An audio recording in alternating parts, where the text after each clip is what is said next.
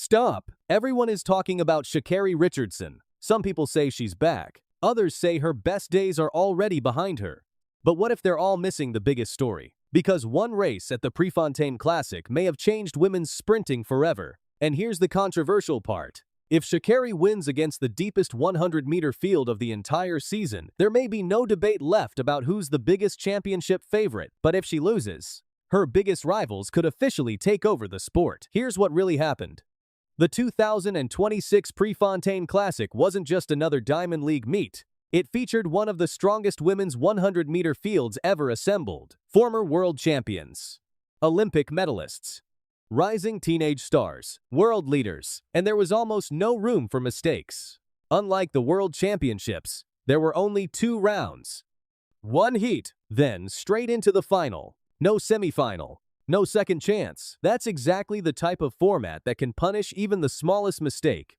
Sha'Carri knows that better than anyone. In Paris, one slow start cost her Olympic gold. In Tokyo, injuries and inconsistent form left her fighting just to reach the final, before finishing outside the medals. Many people started asking the same question. Was Sha'Carri Richardson finished as the queen of sprinting? Then, everything changed. She exploded to 10.77 seconds earlier this season. Suddenly, the speed was back, confidence was back, and Eugene became the biggest test of her comeback. But standing beside her wasn't just another opponent, it was her own training partner, Melissa Jefferson-Wooden, the reigning world champion, the defending Prefontaine Classic champion, a woman who had barely lost a race since Paris. Then came Shericka Jackson, Clayton, Dina Asher-Smith, and one of the biggest surprises of the season, a college athlete who had already produced one of the fastest times in history. This wasn't a normal Diamond League race. It looked more like an Olympic final. Every lane contained someone capable of winning. Every mistake could end the race instantly. But while everyone was focused on the women's sprint showdown, something unbelievable happened in the 800 meters.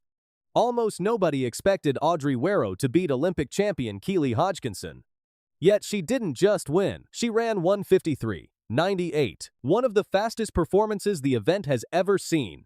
Overnight, the conversation completely changed. For years, everyone believed Keely was chasing the world record alone. Now she has company. Instead of one athlete hunting history, there are 2. And suddenly one of the oldest records in athletics doesn't look untouchable anymore.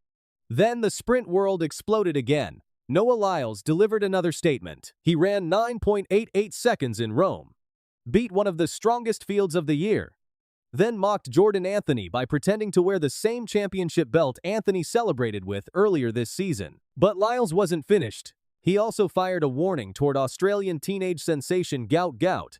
The message was simple. The king isn't giving up his throne. If Gout wants to become the next face of sprinting, he'll have to take it. Women's sprinting. The 800 meters. The men's 100 and 200. Every major event suddenly has multiple athletes capable of making history. The old champions aren't ready to step aside. The new generation isn't willing to wait. And that's exactly why this could become one of the greatest track and field seasons we've ever seen. So here's the question. Who will own 2026? Sha'Carri Richardson, Melissa Jefferson-Wooden, Audrey Werro, Keely Hodgkinson, or Lyles and Gout Gout? Let me know your pick in the comments. And don't forget to subscribe because this season is only getting started.